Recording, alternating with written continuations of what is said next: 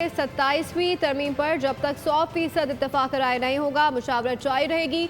वज़ीर कानून आज़म नज़ीर तारड़ की मीडिया से गुफ्तगू कहा कि सेनेट और कौमी असम्बली की कायमा कमेटी बराए कानून इंसाफ की मुश्तरका कमेटी का इजलास कल 11:30 बजे दोबारा होगा। आज के इजलास में सारे मेंबरान ने संजीदगी से देखा है। अरकान की तरफ से कुछ सवालात उठाए गए हैं।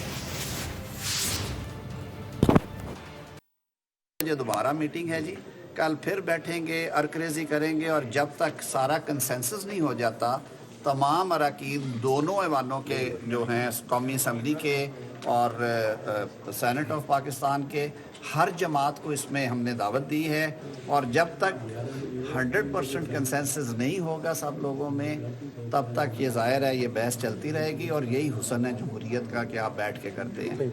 हमने तो अपोजिशन से सब्सक्राइब करें और बेल दबाएं ताकि कोई खबर रह न जाए।